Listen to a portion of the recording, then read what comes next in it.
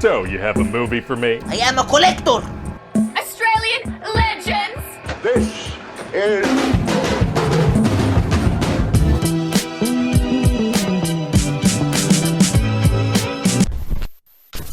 And go. What's up, everyone? It's Adam from FWCI, and I can finally react to Venom, Let There Be Carnage, the pitch meeting. This just came out in Australia yesterday. Pre-screenings came out in Australia yesterday, so I was on top of that, day one.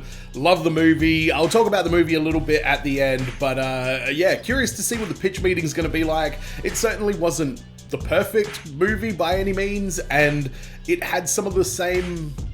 I don't know, like, not tone issues, but some of the comedy seemed kind of in different places on the spectrum of, like, comedy and the story and the vibe and everything with it, but we'll talk about that at the end. I hope Ryan George is nice, because I love the Venom movies. I love Tom Hardy as Eddie Brock. Who was the villain in this one? It was, Carnage. Woody Harrelson as Carnage was a lot of fun as well, and Shriek was actually pretty good too. So, without further ado, let's jump into it. Hit the like button, hit the subscribe button while this is happening, and let's do it. So, you have a Venom sequel for me? Yes, sir, I do. And this is the second movie in a series where the protagonist has powers, so you know what that means. He's gonna lose his powers for a little bit? He's gonna lose his powers for a little bit. Oh boy, that never gets old.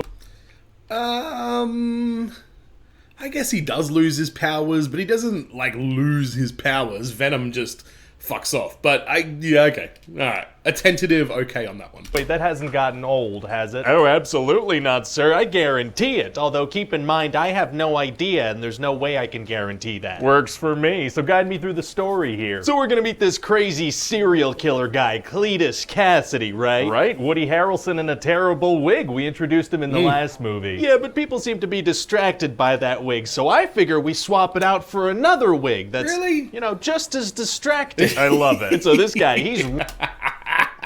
Yeah, his hair was pretty bad, but I don't know. I didn't mind him having the red curly locks in the first one. really into Eddie Brock. Why? Because Does he know about Venom? he doesn't. Okay. So Cletus wants to make this deal with Eddie where he'll give him the exclusive story of his life if he agrees to publish this message for his girlfriend Shriek. Right. And Eddie's career is really in the dumps, so he really needs this to restore it. Wait, if this guy's life story is such a big deal and he wants to get something published, shouldn't he go with a journalist whose career isn't in the dumps? Yeah, but the thing about Eddie Brock is that he's the main character of the movie. That's a good point. Yeah, you should go with him. But so that Yeah, that's a good point. He could really go through anyone. I guess Eddie kind of...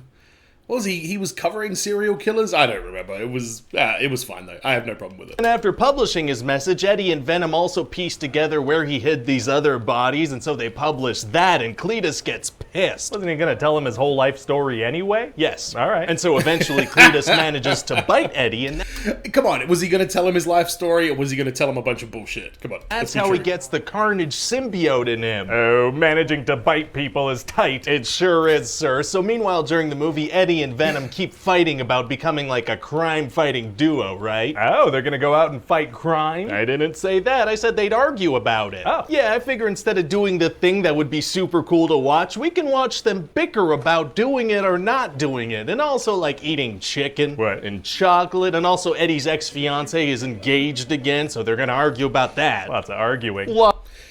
Well, you know what, like, Venom was pretty murdery in the first one, and it's like they're still, like, deconstructing that, like, murderous rage out of Venom.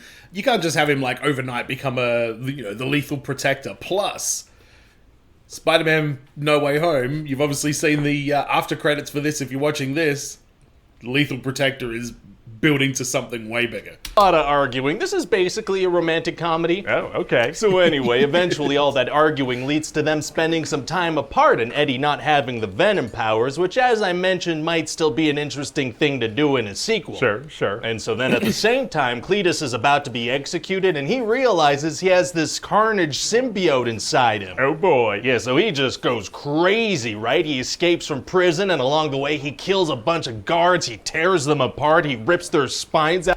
And then he just walks the fuck out of prison with nobody there, because I did notice that. And blood spurts. PG-13. He throws some guards off screen onto the wall. That that probably hurts. There it is. So now that he's out of prison, he wants to go reunite with the love of his life, this lady Frances, aka Shriek. And what's her deal? Oh, well, she has these sonic screaming powers. How'd you get those? Don't worry about it. Okay, I won't. And when she was younger, this cop Patrick Mulligan shot her in the eye. Oh. Yeah, so obviously that led to her having, you know, a little scar and a lightly colored contact lens. Yeah, her face should have been way more fucked up than that. But yeah, how did Shriek get her powers? What is that all about? The Mind Stone? That is what happens when people get shot in the eye. But the thing about her powers is that loud noises actually hurt symbiotes, so her screams actually hurt Carnage. Oh, wow. So Cletus is in love with someone whose powers could destroy him. That is very compelling, very interesting situation. Yeah, I thought the same thing, but then I was like, let's not. Oh, yeah, okay, that's fair. Yeah, let's just kind of leave it as a Chekhov's gun kind of thing for the end of the movie. I want to keep this at a tight 90. Yeah, sure, okay. Yeah. So anyway, Carnage hacks the internet and finds out where she's being kept from some secret government files. Oh, that plot point feels like it was written in 1996. Thank you. So then he goes and breaks I'm pretty sure it was. Carnage accesses the internet in some comic, and more or less that's what happens. her free of where she's being held too. Wow, so what are they gonna do now? Oh, they have a very evil plan, sir. They want to get married and get revenge on 3 people they don't like. What? Yeah, see, Shriek wants revenge on the guy that made her wear the contact lens, and then Cletus wants revenge on Eddie for publishing an article after he specifically asked him to publish an article. Right. And Carnage, he wants revenge on Venom for, I don't know, being his dad. What are you talking about? Look, I just want Venom and Carnage to fight, okay? Oh, okay, yeah, sure. No, I don't really need a good reason. Great. It was a loose reason for them to fight, but the fact that Carnage stemmed from Venom, I could see that there would be some kind of awareness or connection between the two, so I'll give that one a pass. Because I don't have one. That's fine. And so then we're gonna go to this cathedral and we're gonna have this big third act fight like you've never seen before. Oh boy. Yeah. Wait, have you seen any big budget blockbusters in the past couple years? Yes. Oh, okay, yeah, then no, you have seen this before. Oh. Yeah, big CGI fight between protagonist and bad guy with similar powers. Oh, okay, yeah, fine. no, yeah, sure. And at a certain point, the bad guys have Anne, and they're like, hey, Eddie, we're gonna kill her in front of you. Oh, she gets killed right in front of Eddie? You'd think so because of the words they said, but no, they immediately climb to the top of the cathedral out of his sight. Oh, interesting strategy. And then Shriek ends up I did notice that as well. He's like, I want to, punish Eddie Brock or whatever, or punish Venom, and then he just takes the woman up to the top, and Venom has to chase after him. It's like, mate.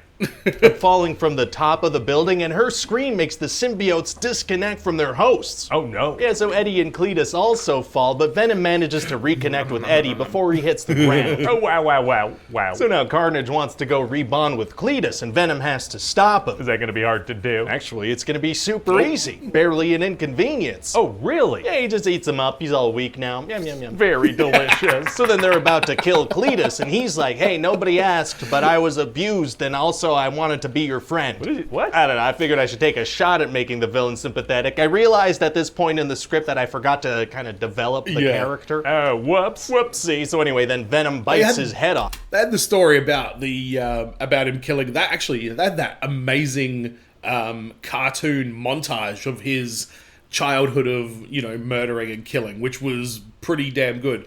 Don't know if it made him sympathetic or anything, but it added a bit of context to it.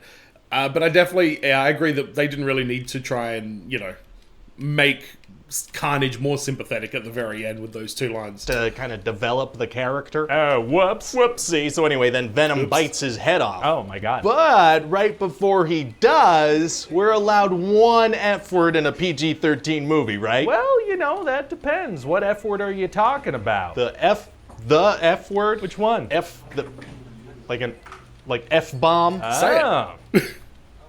Fa-bomb? Nope. Okay, I'm just gonna do it. Anyway, so that's about it. What do you think? Well, it sounds like a movie, It is. Yeah, that's what it is. I'm just a little worried, the market's so saturated with superhero movies. I feel like there's nothing setting us apart, like why should people talk about this? But what if we tack on a post-credit scene where we, shove Venom into the MCU? Yeah. Yeah, that'll do it. Yeah, boy. Ah, yes, Venom in the MCU. I was so pumped with that final credit scene. Because the movie came out in the States a month before here, I did hear, I think it was Eric Voss from New Rockstars saying, this little thing here, that could be where Venom is. And I heard him say that, and I was like, Venom? Go on. But I haven't been looking into it because I didn't want to get any, like, you know, real big spoilers for the movie. But I still wasn't really expecting it to just show Tom Holland and hear J. Jonah Jameson, and yeah, that was a exciting time. Spider-Man Far From Home, god damn, that's gonna be good. I just finished reacting to The Amazing Spider-Man 2.